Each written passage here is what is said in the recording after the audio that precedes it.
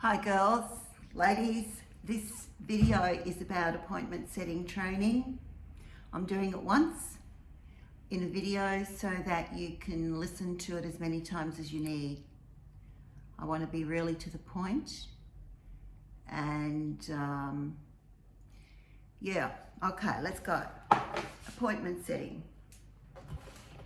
It's a big topic, but I just want to drill down to the most important things that I believe I need to pass on. Let me give you some insight.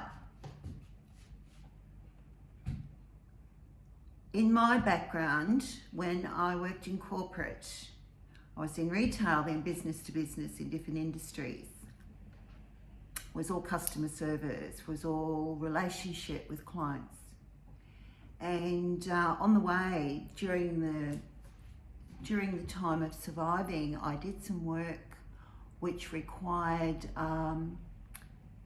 cold calling, and no one trained me. I've thought about this and I thought, of course they have, Leslie, you've forgotten something. No one trained me. And in the sales roles that I had, no one trained me. So I bought books to read. So, appointment setting. Let's get to it. The beginning, okay, so about 4 years ago, I was in a hole financially. Couldn't go to a bank, didn't have equity to pull from a mortgage, didn't have a second car to sell. Didn't ask for money, but a friend of mine who believed in me loaned me, I was investing in myself. She loaned me 12 grand. Long story short, the mob in Australia that I invested with, I didn't get what they sort of promised. It just didn't work. So I was in a real hole. Not only did I not get what I was paid, I was so excited, but I was stuck. This is an 18-year-old friendship. So I was, I was pretty pissed off, pretty angry. What am I going to do? So that's how I came up with cold calling. I found a niche. I created I always work on the basis of I treat people how I want to be treated, because I hate being cold called. I'm a tough cookie. I'm nice to people now, but I used to be a bit rude. But a lot of people who aren't in Australia, like people in the Philippines who are doing a lot of cold calling, I respect them. I didn't used to, but they're willing to cop a lot of flack and bad attitude from rude Australians to earn a bit of money for their family, to put food on the table. So I respect that. So anyway, I came up with a script of how to, make outbound calls. And I had a little process that I created, and so I'd make the call, and for those who were interested and qualified, I'd book them in that week for a conversation. So yeah, I was making sales in that way, whether it be a lady who wanted healing or some counselling or some business coaching. So I ended up paying my friend back $17,000, which was $5,000 more than she loaned me. And that was a legal contract that her husband required her to make, even though he said to her, Leslie's good with money. So yeah, I honoured our friendship by doing that, and I felt fabulous. And two of the reasons I'm telling you this, girls, is because I want you to have that insight into my background. I didn't make this up out of a book when I'm teaching you. I've done it. I do it. I've done the hard yards. So I'm being really transparent with you. So I've done it. And the thing is, God, I grew during that time. And I think I was the most happy. Might sound a bit Irish, but I was really happy. I had a lot of bad hair days where I'd have tizzy fits, and I felt that my ego took a hit, where I did bad, calls badly, and women were hoity-toity, and that hurt my feelings. And you know, some days I felt like a failure. But on the days where women pulled out their credit card or transferred the funds to my account, I was blissed out. I was so happy. I was so grateful for the adversity, because otherwise I wouldn't be here talking to you today. That was adversity, to be in a hole, to be in debt, and to have no one to turn to. Not family. I had no one to turn to pull me out of that hole. You know, if I hadn't have paid my friend back, we wouldn't be friends today. I would have dishonoured our friendship. Couldn't do that. It's not who I am. So yeah, I'm very, very grateful for that life opportunity that was adversity. It was shit. I was so angry with that CEO in the coaching company. It was all freaking talk. But look what I gained. And you know what, I'd have to say, I really believe what I'm about to tell you. When you master the art, and it is an art, of cold calling strangers, outbound calls, no fancy marketing, inbound leads, but even so, they're still cold. Even if it costs you $100 to get a lead, they're still cold. Because if you're no good, you're no good. That's the bottom line. So it's very skill-based. And what I was going to say is that you can have 12 months of counselling. It might cost you 10 grand. And I reckon it's a lot of BS compared to how you grow doing this. And I'm a counsellor, so that's what I'm saying. That it's a really big statement. But the way that I grew from doing that, what I just shared with you, girls, that grew me like nothing else. It's so amazing for my personal confidence. I felt like no matter what was going on globally with all the BS about recessions and this and that, and this and that, I didn't have to go and try and get a too big job.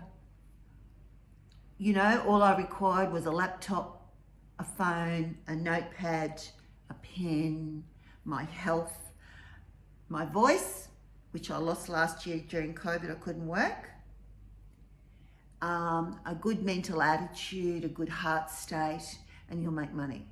So for women to be able to create their own economy, let me say this. Women who can create their own economy in this manner through sales are happier women. It empowers you tremendously. And it really does. I can't talk for men, I'm a woman. But women who can sell, and appointment setting is a form of selling. Women who can do this are a hell of a lot more confident. They take responsibility. Doesn't mean they're not afraid. I had days my ego was such an enemy. I was freaking out. I was so afraid of judgment, of rejection. Even now, I still am. It shows up. That doesn't go away. That's part of being human. So that is that. In a business is, the bottom line of business is, I don't care what you sell. It's the same thing. You have a product or a service. You've got to let people know about it, called marketing. And then you've got to have people who become customers or clients, called sales. That is a business. And sales, number 3, is the lifeblood of our business. And a lot of people, I don't care how passionate they are, if they don't invest in themselves to learn what they need to have people to talk to and know how to convert those people into paying customers or clients, you only have a hobby. So there is a saying that, to be able to be masterful with communication makes people a lot of money, and it's true. I haven't made much compared to some people. But in that time when I was in that hole financially, I think I made 48 or 50,000 in a period of months from cold calling. No marketing budget, no marketing except myself, picking up the phone and booking people in for a call, closing those people in 1 to 2 conversations. And because I wasn't as masterful with sales as I am now, oh God, I missed out on probably another 50,000 worth of income because I couldn't close. So I'm really, really, really, really grateful that I've been committed. I've been more committed than most women I know in the space that I work to continue to listen to those so much better than me. It really is my purpose because I love this space, because there's no personal growth that measures up to this. So appointment setting is a very valuable role, very valuable for a business owner. Anyone who's good at it, they get lavished. They get lavished with dollars and appreciation. So it's not for everyone. It's not for me to judge. I've been around the space long enough to know that I don't know any women who, I've been in the coaching space a long time, and a lot of women that I've palled up with being in coaching programs, anyone who think they're friggin' millionaires, they won't sell. Oh no, I want someone to do my sales, they say, and I think, fuck me, what's wrong with you? What's wrong with you? So comfortable. They whinge that they need sales, but they won't do their own sales. So I don't get it. It's just nuts. But that's we're all different. And a lot of women are so comfortable they will never succeed. Now that's very confronting. A lot of women are so comfortable in their situation. I'm not saying they're millionaires, but they're so comfortable maneuvering around and living life how they live, they will never change. Not my problem. I'm only here for women who are really driven, a bit like me, bloody committed, bloody minded, willing to fail, willing to get upset, willing to grow, willing to get better, willing to go, geez, I'm no good at this. And you know what? Put it above other people who waste your time. Because if you give people your time, are they going to pay you? Are they going to pay your bills? So women who take responsibility, because I've been in the personal development space before the coaching space, the women who have succeeded that I admire are women who say no to a lot of shit, say no to kids and things that are just nice, but you can't have everything. So the women who've been willing to sacrifice in the short term are the women who succeed. It's a bit like, working out. It's anything you want to become better at. If you don't apply yourself, you won't get it. So there's no magic formula. Successful people do what unsuccessful people are not willing to do. End of story. With cold calling, everyone starts at the beginning and most are no good. So if you expect yourself to be good day one, well, you'd bless me amazingly. I'd love you to bits and go far out. You're a rock star. That can happen, I suppose. I don't know.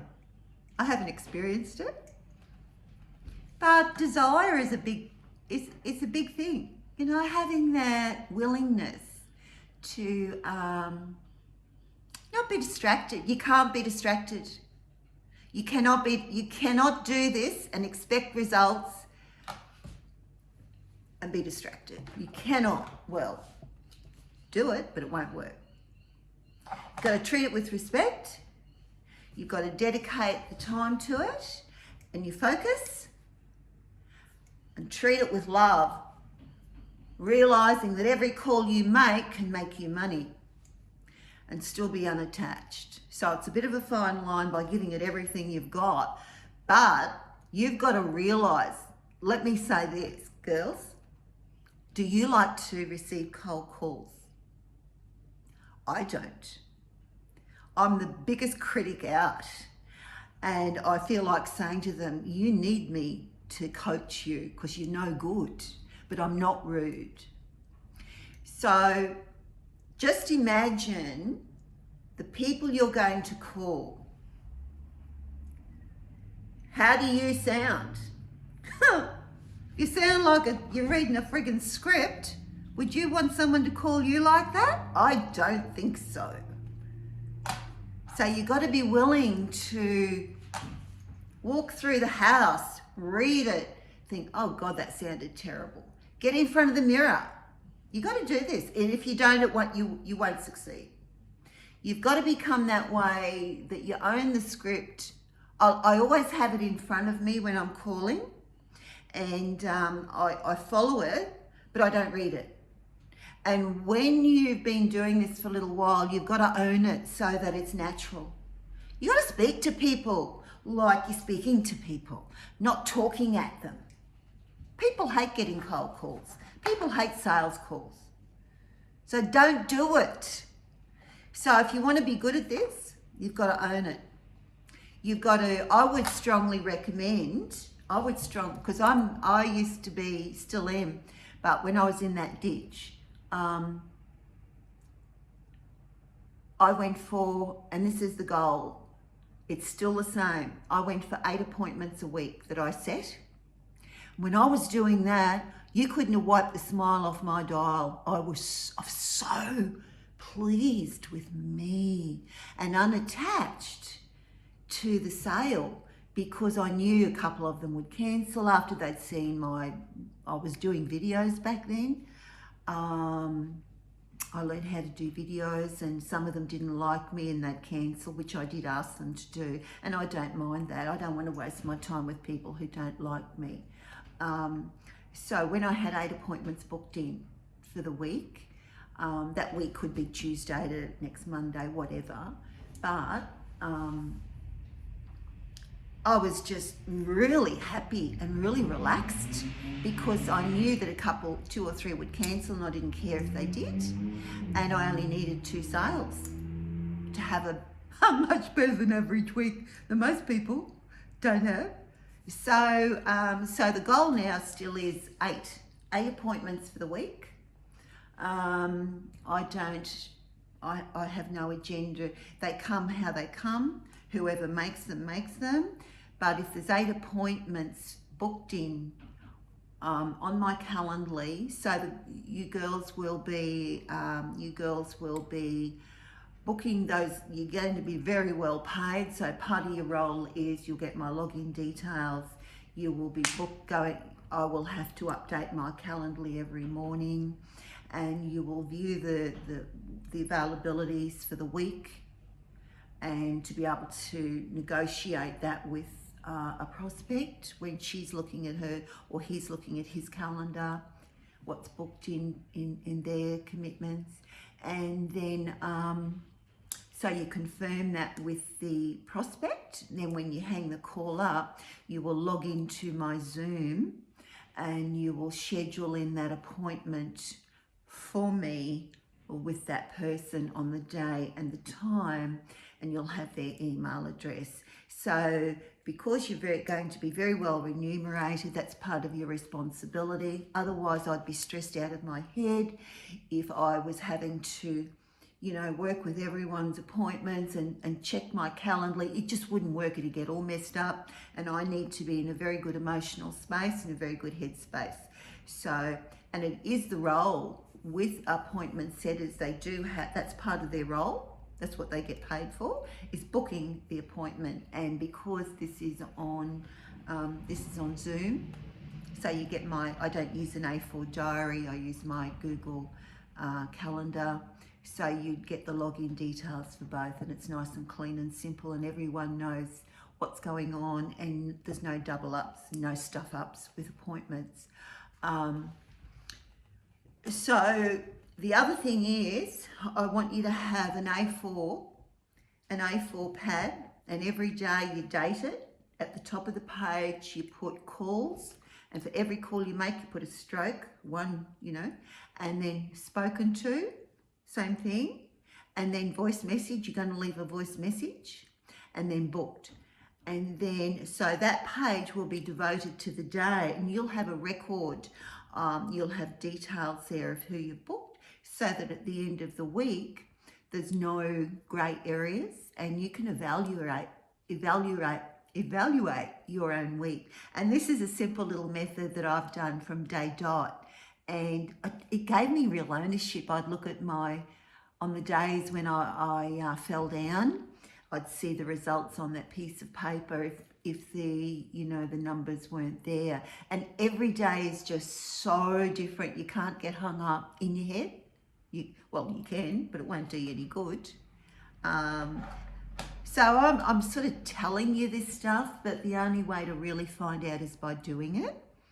Now, I want to say something that I can't overemphasize, because when I was talking before about nobody likes cold calls, one of the things that has been very, very important to my values is how I make people feel when I'm cold calling, which leads me to say that how I speak,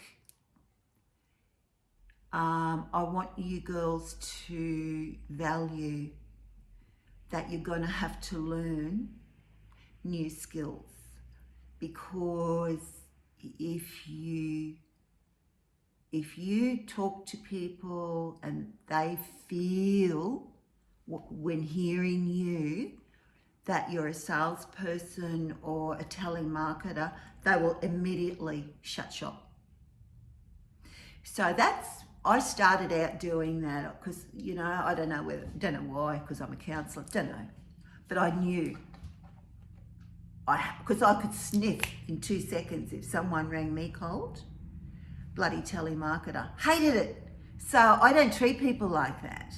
So you've got to slow down, you've got to soften your voice, it's got to be natural, it's got to be personal. Because that person listening to you on the phone, you're going to give them a feeling experience. And smiling. And the other thing is, like I'm standing up doing this, and I find I sit sometimes when I'm calling, outbound. I'm in all my coaching sessions, I'm sitting, of course. But when I'm outbound calling, I'm hands-free. It's really important. So I just have nothing fancy. I just have one of those plugged in so that I'm hands-free, because when you're speaking and being more natural, how I like to be, and relational, even though they cannot see me because it's a phone call, how we express, it comes across. Your body language, you're smiling. If you're stressed, if you're distracted, you got to honour this. If you want to be a first class act, you won't be day one. But if you want to grow into being a first class act and go, far out, this is the bomb, I love it, and this is making me good money. If you want that, you can have it, but you've got to do what I'm saying. Otherwise you won't have it and you'll disappear. So it's up to you.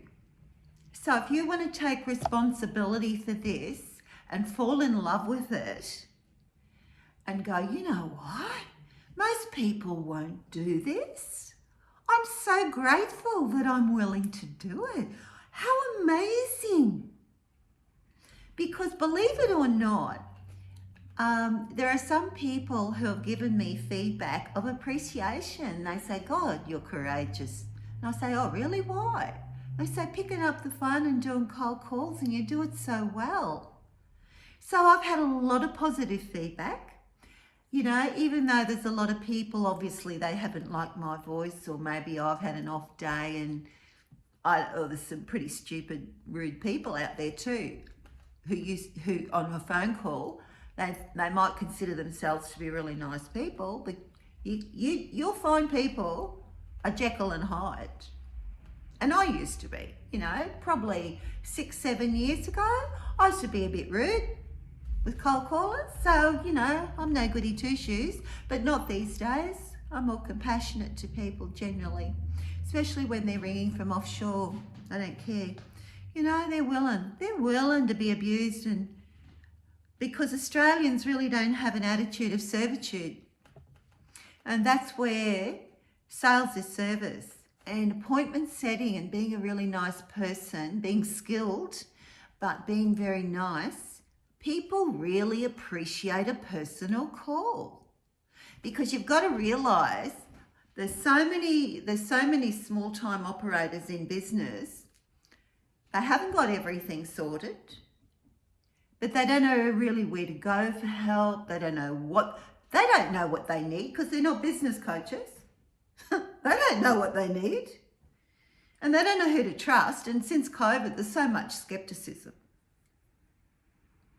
So who you're being, I hope I'm conveying, who you're being in being an appointment setter can change your life, can change your world. And I'll tell you one thing, when you become more natural at this, it changes how you communicate in your personal life.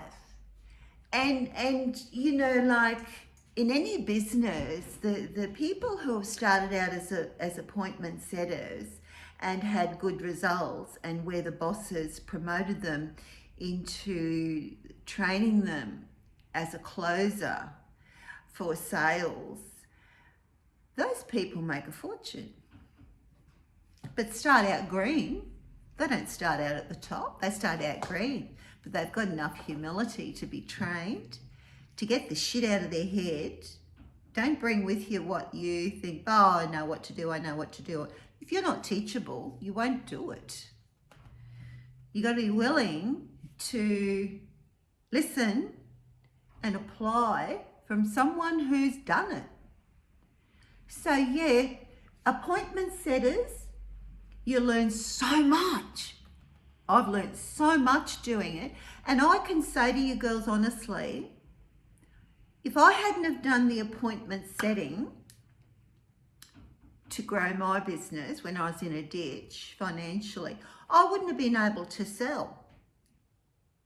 They go together. There's a lot about it that's interrelated, even though sales is the first class act, absolutely. But the precursor to being masterful at the way I train in sales is appointment setting. So if you think it's a 2-bit role, you've got the wrong thinking, because anyone who's willing to do appointment setting and gets results, in this case for me, you'll change your life. You'll change how you feel about yourself. You'll change your confidence. Your gratitude will really deepen. The tears will run down your face because that's what happens. And financially, when you realise the value you're bringing to the marketplace through that, developing that skill and being financially remunerated for that skill, not for being nice, but for that skill, you will put your shoulders back and go, oh wow, this is such a valuable role of service, because it is. So let's just flip this for a moment. Let's imagine you're not an appointment setter and you're in a business where you're spending $2,000 a month or more on marketing, and that marketing is starting to work and it's bringing in leads, which means people who have seen your ad and they might be a bit interested in what you're offering, so they book in on your calendar for a conversation. Right, so if you're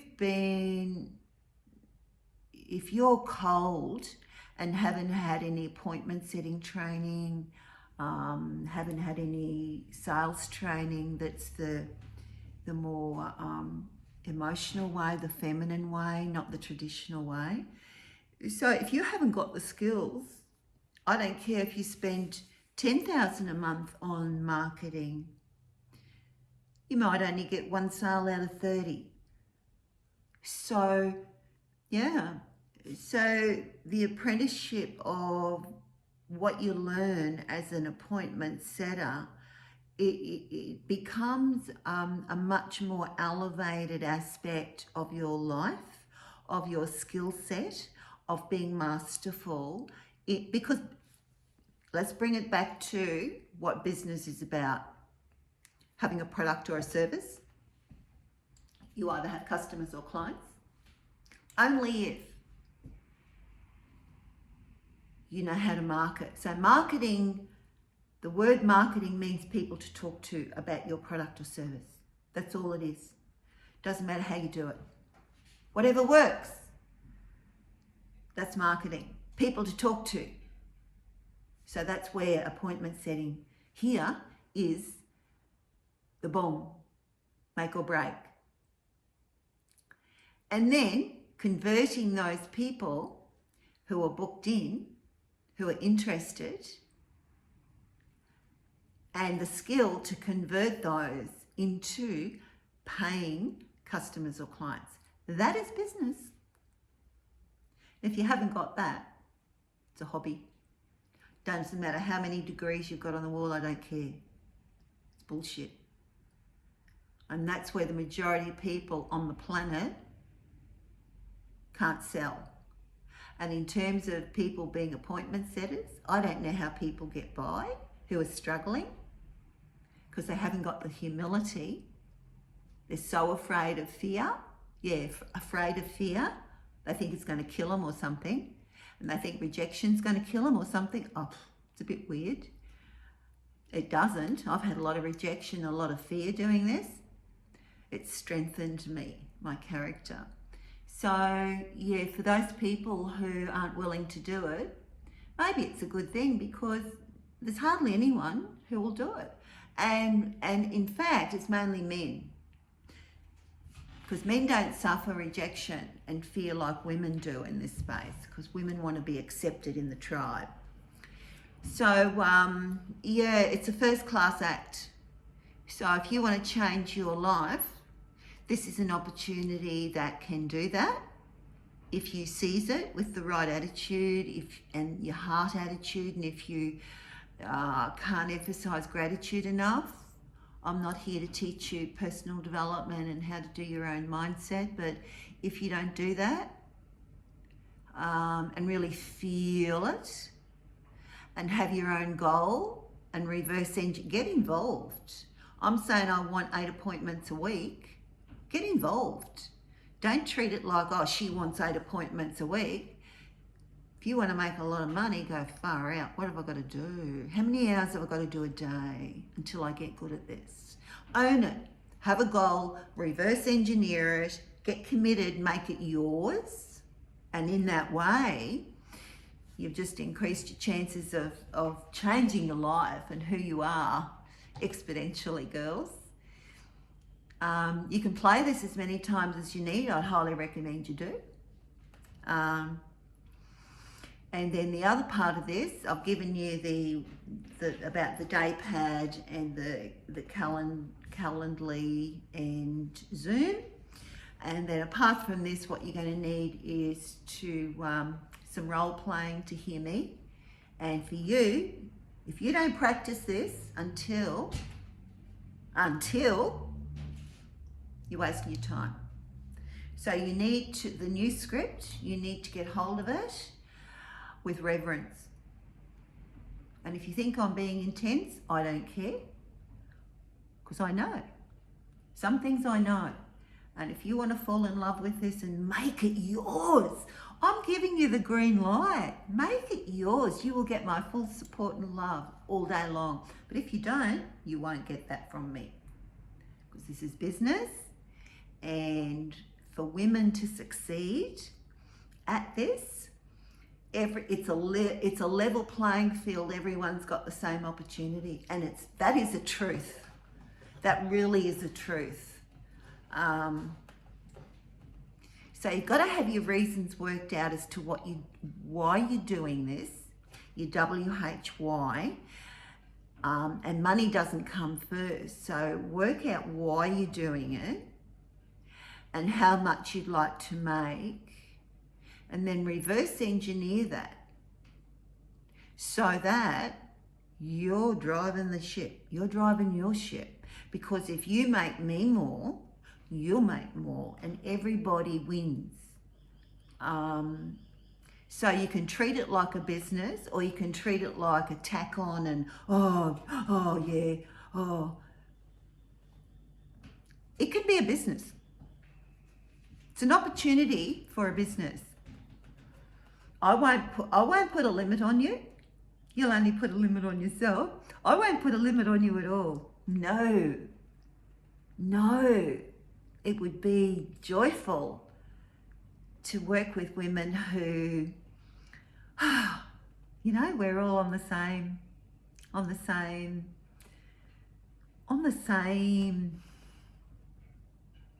heart, mind, attitude about this. Because I've done it, girls, and I'm still doing it. And I value it very much, and I value that I can do it.